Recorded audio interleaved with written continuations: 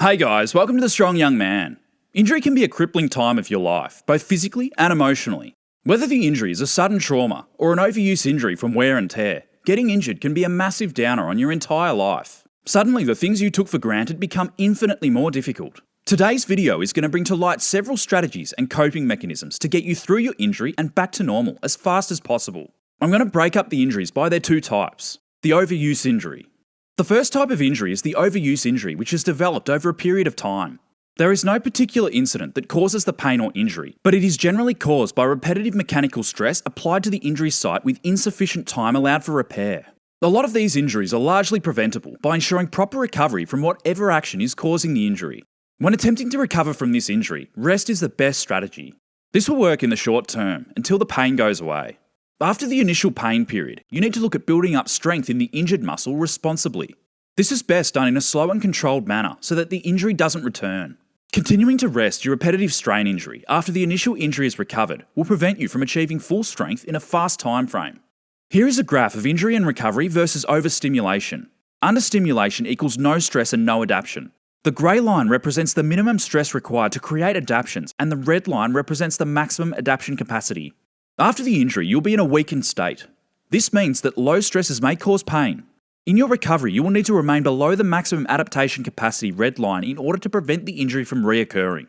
Remember to engage in an appropriate level of muscle stimulation sufficient to create adaptations.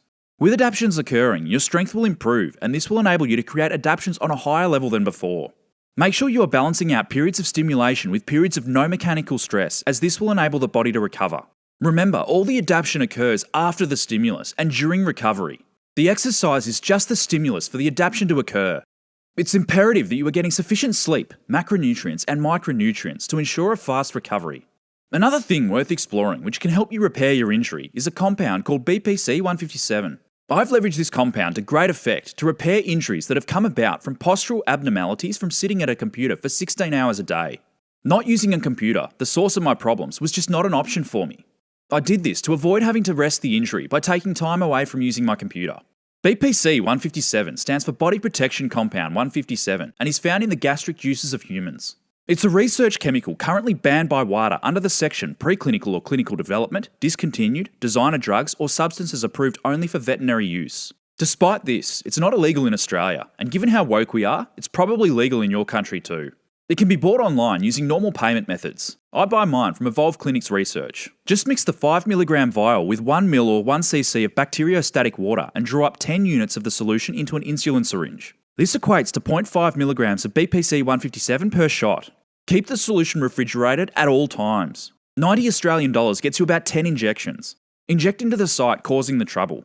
Subcutaneous fat injection works best, but I'm too lean, so intramuscular administration works better for me in certain areas like the shoulder and the biceps.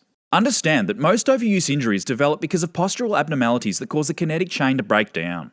Weaknesses and imbalances can result in some muscles experiencing more mechanical stress than they have evolved to handle. It is at this stage that the muscle will not be able to recover sufficiently and will become inflamed, causing pain.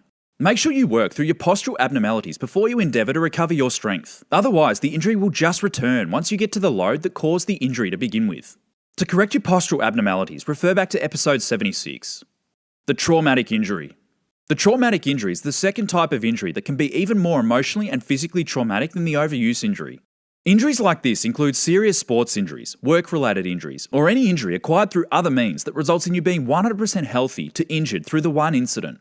This can be especially tough for anyone who relies heavily on their body to accomplish some sort of purpose, such as your profession. An injury like this can take away your livelihood. First and most importantly, don't be a fucking hero. Do the recovery properly. The first 48 hours of any traumatic injury is critical to the recovery process. Putting 100% of your focus into rehabilitation during this time will yield much more benefit as the body repairs itself. Prioritise recovery during this time above anything else. You will likely have more free time to spend on other things. Why not channel this free time and energy into recovering faster? Use the anger of the injury to spur you into recovery.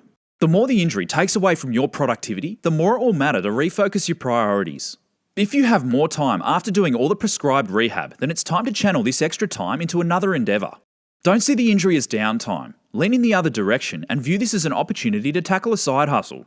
This could be a great opportunity to redirect your life or gain a new skill. I covered this topic in episode 24. It may help to go back and review this episode to help you identify another opportunity where you can invest your energy.